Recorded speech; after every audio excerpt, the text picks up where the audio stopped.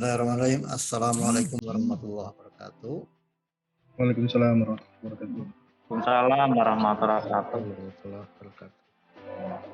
Yang saya hormati Bapak Rektor PTTJ, Bapak Warek 1, Bapak Dekan, para kaur, Pak Kodi, serta rekan-rekan sekalian. Bismillahirrahmanirrahim. Allahu ghayatuna wal ikhlasu mablaguna wal islam sabiluna wal mahabbatu siaruna. Alhamdulillah kita bersyukur dari Allah Subhanahu wa taala pada siang hari ini bisa bersilaturahmi, bisa saling bermuajahah dalam kesempatan yang sangat mulia siang hari ini. Perkenankan saya yang mencoba berani ini menyampaikan sharing saja ya, sharing siang ini berkaitan dengan bagaimana kualitas hidup kita bisa lebih baik lagi. Baik, mungkin saya akan share screen ya dari laptop, tapi sebentar laptopnya lagi lambat nih. Yang hari ini saya akan menyampaikan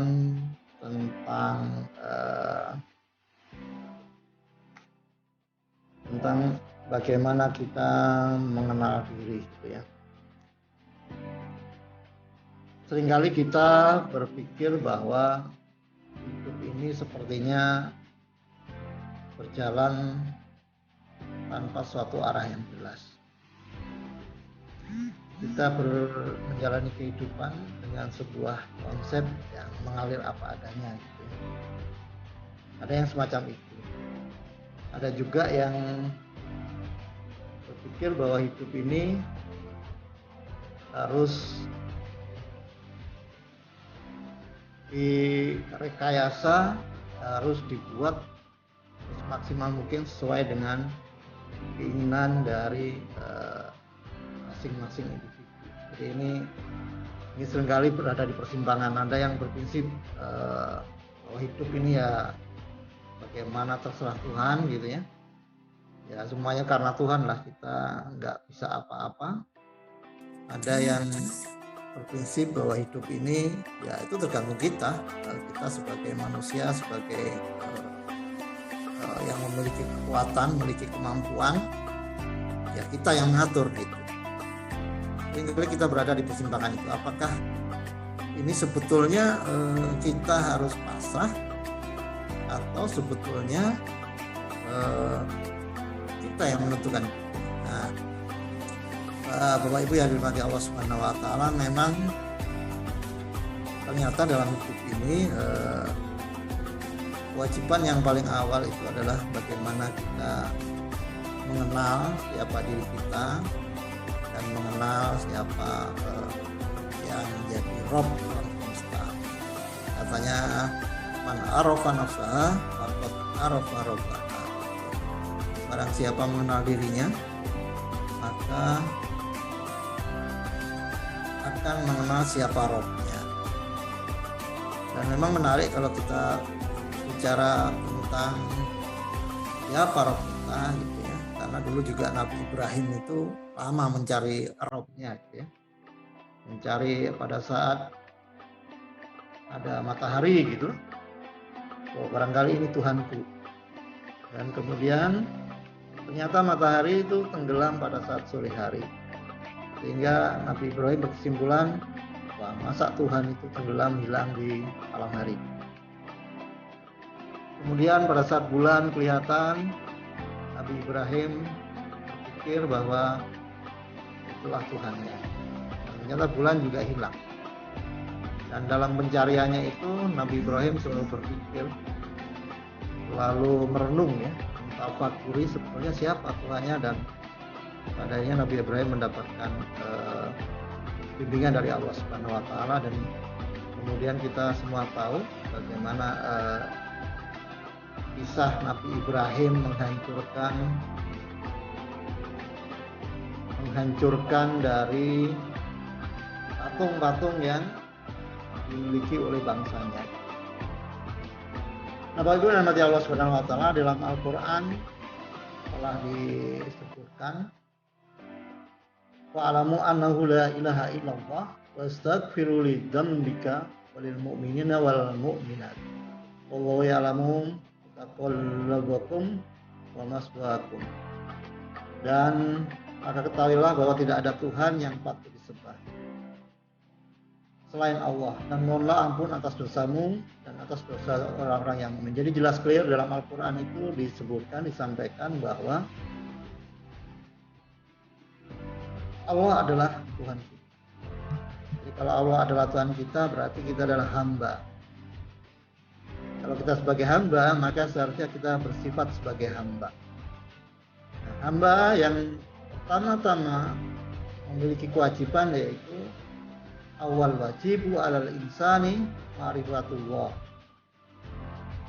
Kewajiban pertama seorang hamba adalah ma'rifat kepada Allah, mengenal Allah. Jadi sebelum kita mengenal yang lain, sebelum kita mendalami yang lain, sebelum kita mengeksplorasi yang lain, kewajiban kita yang pertama adalah mengenal Allah.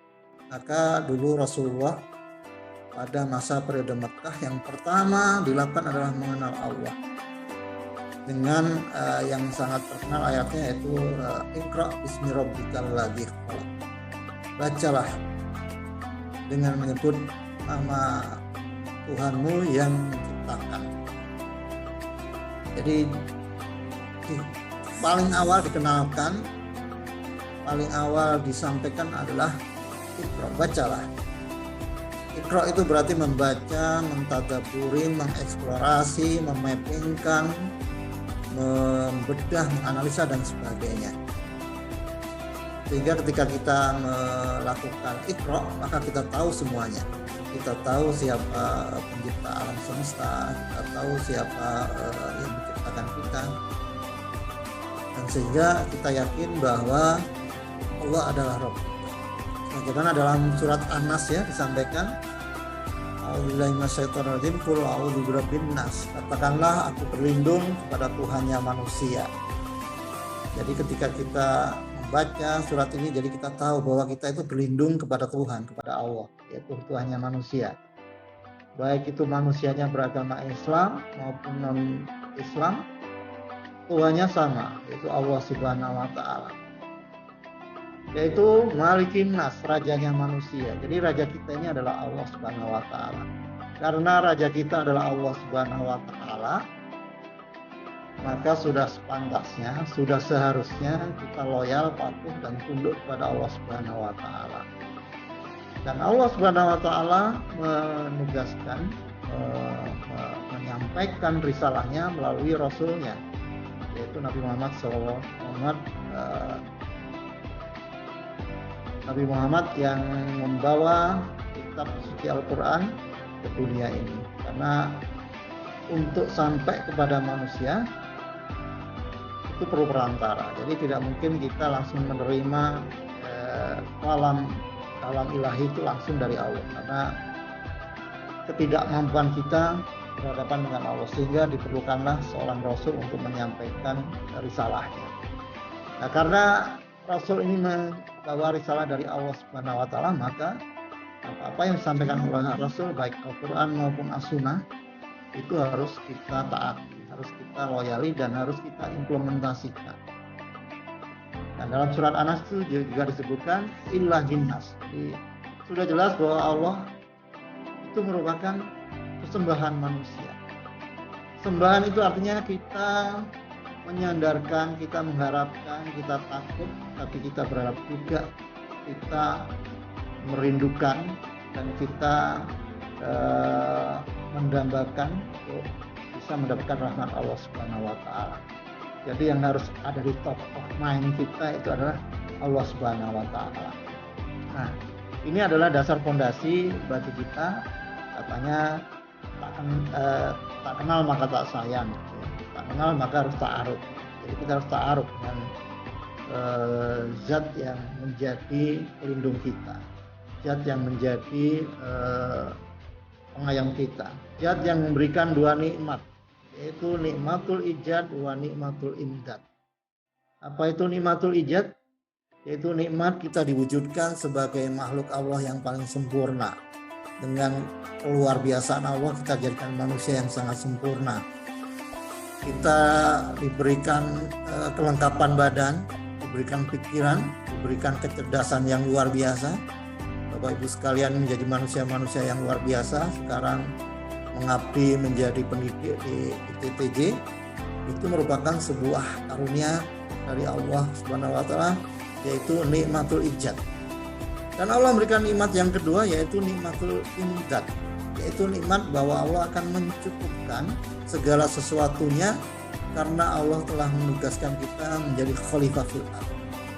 Jadi ini adalah janji Allah dan kita harus meyakini, kita harus hakul yakin bahwa Allah akan mencukupkan semuanya. Allah akan memberikan kekuatan, memberikan kemampuan dan memberikan fasilitas sarana bagi kita untuk menjalankan apa yang diperintahkan oleh Allah Subhanahu wa taala. Jadi secara falsafah tidak mungkin kita itu tidak mampu menjalankan tugas kita, karena Allah tidak mungkin menzalimi hambanya. Allah pasti mencukupkan segala kenikmatannya itu. Nah, ini prinsip yang harus kita pegang, bahwa dalam hidup di dunia ini kita pasti diberikan kemampuan oleh Allah Subhanahu wa taala. Dan bila keyakinan kita ini dipupuk dengan benar dan kemudian kita terus suburkan, maka disitulah kita akan meningkat dari mungkin yang tadinya di posisi nafsul amarah, mungkin kita akan bisa meningkat menjadi nafsul lawamah, dan bahkan bukan tidak mungkin kita akan menuju kepada sebuah posisi nafsul mutmain. Nah, sebetulnya inilah yang kita tuju, supaya kita menuju kepada arah yang jelas. Ya Tuhan nafsul mutmainah irji'i ila rabbiki radiyatan mardiyah fadkhuli fi ibadi wadkhuli jannat. Bapak Ibu yang dirahmati Allah Subhanahu wa taala, kalau kita bisa mendeduksikan surat An-Nas ini, maka sudah pasti ini akan menjadi fondasi yang kuat agar kita bisa menuju sebuah tahapan menuju posisi rahmatan lil alam, menuju sebuah posisi nafsul mutmainnah yang akan menghadirkan rahmatan lil alam. Nah, bagaimana kita akan lebih jauh bisa menguatkan fondasi dan mengenal Allah lebih jauh? Bagaimana epistemologi dari mengenal Allah? Di dalam surat Ali Imran disebutkan ayat 190, inna fi khalqis samawati wal ardi wa ikhtilafil laili wan nahari la ayatin liul albab. Sesungguhnya dalam penciptaan langit dan bumi dan pergantian siang dan malam terdapat tanda-tanda kebesaran bagi orang-orang yang berakal. Jadi sebetulnya semua manusia dikasih akal, dan dengan akal itu sebetulnya kita bisa melihat tanda-tanda, baik itu ayat-ayat qauliyah maupun ayat-ayat kauniyah. Ayat-ayat qauliyah ada dalam Al-Quran, ayat-ayat kauniyah ada di alam beserta isinya. Dan kita melihat bagaimana bumi evolusi dan berevolusi mengelilingi matahari. Dan menariknya di ilmu persatelitan gitu ya, menarik, saya belajar waktu itu kenapa ada satelit geostasioner itu. Satelit itu sangat irit bahan bakar, karena pada posisi geostasioner itu semua benda-benda itu akan mengikuti pergerakan sesuai dengan perputaran pusat gravitasinya. Jadi satelit geostasioner itu dia berputar sesuai dengan perputaran bumi. Makanya kenapa dia berada di orbit, sehingga satelit geostasioner itu dia tidak perlu dilakukan manuver, akan tetap berada di atas orbitnya, akan tetap berada di atas bumi di mana dia berada di orbit. Jadi dia sangat irit bahan bakar. Itulah satelit geostasioner. Nah, dari situ menurut saya semakin kagum dengan kekuasaan Allah ya, di mana Allah mengatur benda-benda planet ini luar biasa pengaturannya ya. Semua benda jatuh ke bawah gitu. Coba kalau benda jatuh ke atas gimana kira-kira gitu ya. Nah, ayat berikutnya ayat 191, alladzina yadhkuruna Allaha qiyaman wa qu'udan wa ala junubihim wa yatafakkaruna fi khalqis samawati wal ardh.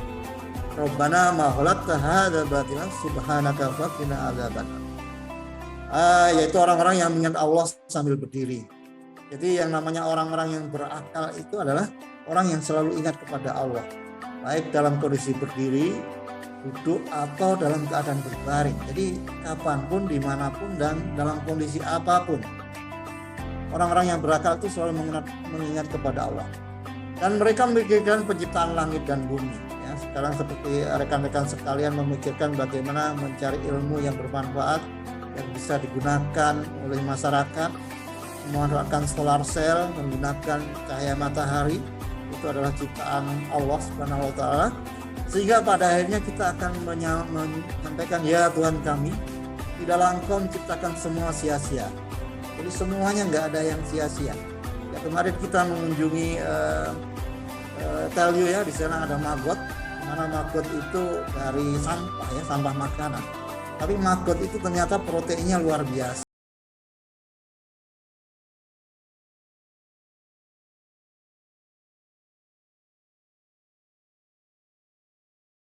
Rahmati Allah Subhanahu wa taala. Ayat ini menunjukkan bahwa tidak ada yang sia-sia segala hal yang diciptakan oleh Subhanallah. Dan tidak ada yang sia-sia, kita diciptakan oleh Allah, terlahir di Indonesia ini, menjadi penduduk Indonesia, berada di negara yang menurut data-data kita termasuk negara-negara yang agak tertinggal ya, negara yang jauh dari negara-negara maju. Tapi kita harus yakin bahwa kita lahir di Indonesia itu tidak akan sia-sia. Pasti ada manfaatnya, ada gunanya. Selalu ada adalah dan amal. Selalu ada hal-hal yang ditugaskan kepada kita oleh Allah Subhanahu wa taala. Karena tidak akan ada yang sia-sia. Kehadiran kita di IPPJ ini untuk nanti mencetak digital talent yang akan berkiprah di perusahaan-perusahaan di era digital ini, itu merupakan sebuah peran, sebuah kontribusi bagi kita semua. Jadi kehadiran Bapak Ibu sekalian di IPPJ ini luar biasa. Kalau kita merenungi, kita mentafakuri, kita mentazakuri, maka kita akan tahu sebetulnya apa kira-kira hikmah dari Allah menciptakan kita, melahirkan kita ke dunia, dan pada akhirnya kita bergabung dengan Institut Teknologi Telkom Jakarta, ya. Ya, di sini kita bisa belajar dari Bapak Rektor yang luar biasa dengan konsep CDA-nya, kemudian dari Bapak Warek 1 yang luar biasa dengan istiqomahnya. Wah, kita banyak belajar dari situ.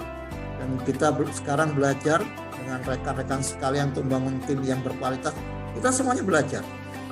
Dan pasti ada hikmah yang tersembunyi di dalamnya. Oleh karena itu kemudian ayat 192 menyatakan Rabbana innaka mamlina rafaqat zaita wa balidzalimina min ansar.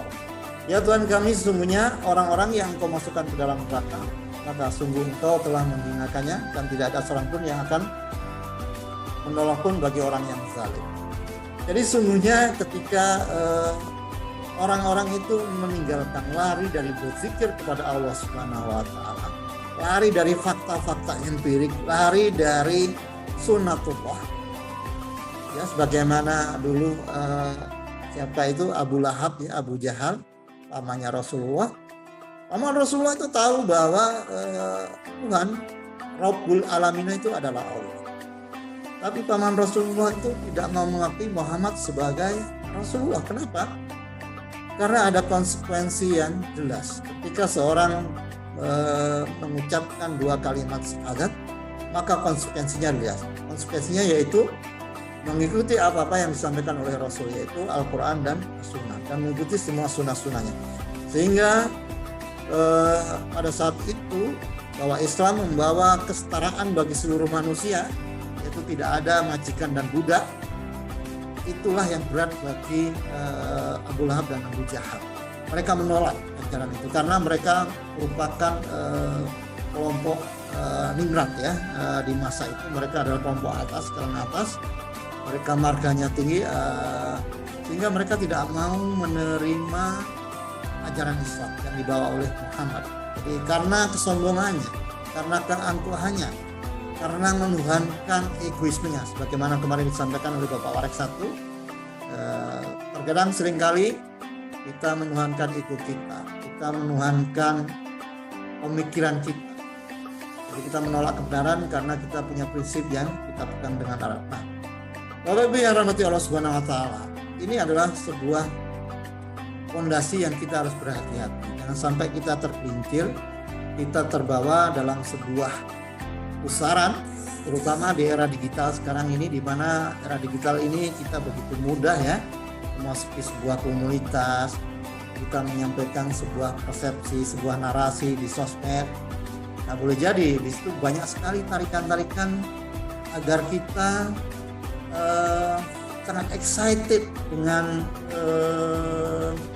gemerlapnya dunia ini, dengan gemerlapnya sosmed, dengan gemerlapnya era digital ini. Ini adalah sebuah kondisi posisi di mana kita harus berhati-hati. Tanpa sadar, tanpa kita melakukan sebuah kesadaran yang nyata, tiba-tiba kita sudah melakukan sesuatu yang sebetulnya itu membawa kita kepada kebanggaan diri sendiri. Kita boleh berniat menjadi orang yang terbaik, tapi kita tidak boleh berbangga-bangga dengan diri kita, karena yang berhak dipuji itu hanya Allah Subhanahu wa taala. Alhamdulillah, artinya segala puji hanya milik Allah. Dan adab kita menjadi hamba Allah adalah kita tidak boleh merasa berbangga diri, karena yang segala sesuatu yang berhak dipuji itu hanya Allah Subhanahu wa taala. Nah, Bapak Ibu yang dirahmati Allah Subhanahu wa taala, kemudian bagaimana kita membuktikan, mengimplementasikan keimanan kita ini? Bagaimana aksiologi kita dalam beramal saleh? Nah, dalam surat Al-Hujurat dijelaskan, ya ayyuhan nasu inna khalaqnakum min zakaril unsa wa ja'alnakum su'uban wa qalaika lita'arafu. Wahai manusia, sungguh kami telah menciptakan kamu dari seorang laki-laki dan seorang perempuan. Kemudian kami jadikan kamu berbangsa-bangsa dan bersuku-suku agar kamu saling mengenal. Jadi dalam ayat ini dijelaskan bahwa kita diciptakan oleh Allah Subhanahu wa taala itu dengan berbagai macam jenis. Ada yang laki perempuan, ada yang dilahirkan di Indonesia, ada yang di Eropa, di Jepang, di Amerika dan sebagainya. Dan itu semua ditakdirkan oleh Allah dalam rangka agar manusia itu saling kenal mengenal, saling ta'arufu, saling berta'aruf. Sesungguhnya yang paling mulia di antara kamu di sisi Allah ialah yang paling bertakwa. Inna akramakum indallahi atqakum. Jadi di antara manusia yang sekian banyak itu, sekian miliar itu, sesungguhnya yang paling baik adalah yang bertakwa. Jadi apapun posisinya, apapun peran kita, dimanapun kita berada, sebetulnya semua manusia diberikan kesempatan yang sama untuk menjadi yang terbaik, untuk menjadi orang yang bermanfaat. Dan Allah hanya melihat dari tingkat ketakwaannya. Dan tingkat ketakwaan ini sangat bergantung dari bagaimana kita membangun keikhlasan. Kalau kita bisa memupuk keikhlasan, maka ketakwaan ini akan bisa kita jaga.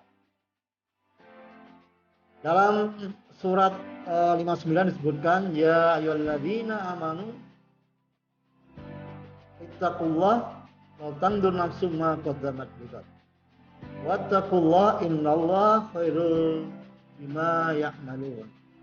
Hai orang-orang yang beriman, bertakwalah kepada Allah dan hendaklah setiap diri memperhatikan apa yang telah disiapkan untuk hari esok. Jadi dalam Al-Quran ini kita diberikan panduan bahwa kita harus mempersiapkan untuk hari esok. Nah, ternyata kita jadi mengenal diri kita sekarang ya, bahwa sebetulnya kita hidup di dunia ini adalah diperintahkan untuk mempersiapkan menuju hari esok. Hari di mana di sana akan ada hisab, ada perhitungan. Kita akan berjumpa dengan pencipta langit dan bumi ya. Kita akan dihisab di sana. Itulah yang harus kita persiapkan. Kita sebaik-baik manusia adalah manusia yang bermanfaat bagi manusia lain. Khairunas anfa'um linas.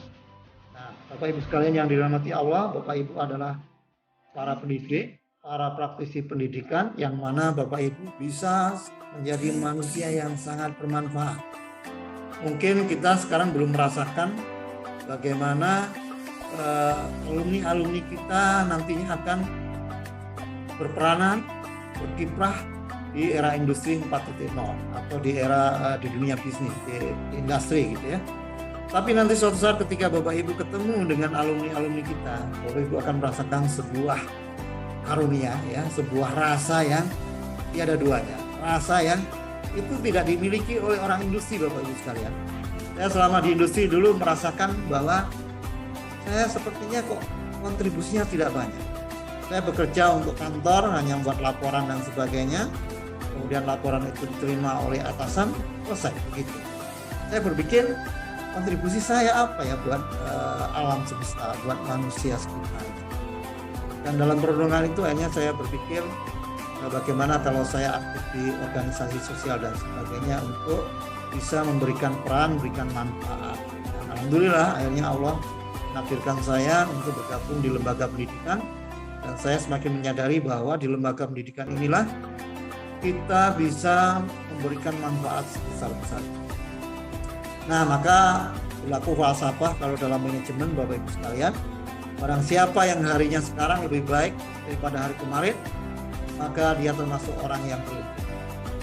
Barang siapa yang hari ini sama dengan hari kemarin, itu adalah orang-orang yang merugi. Dan barang siapa yang hari ini lebih jelek daripada hari kemarin, itu adalah orang-orang yang celaka.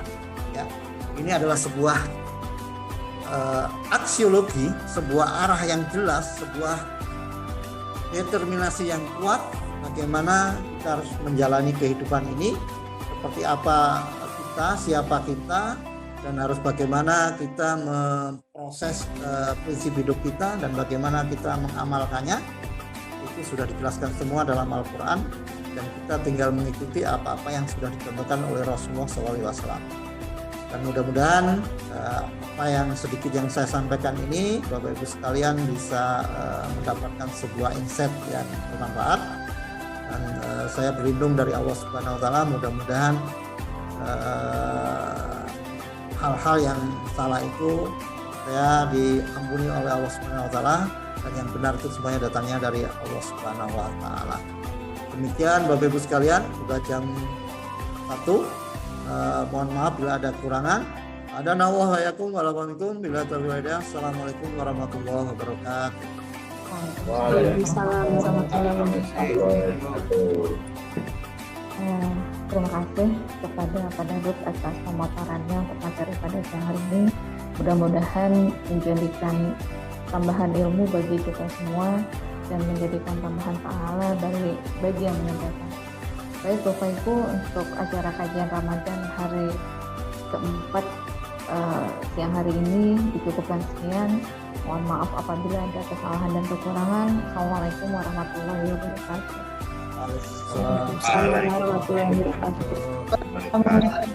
Terima kasih Pak Dadut. Terima kasih Pak. Terima kasih Bu.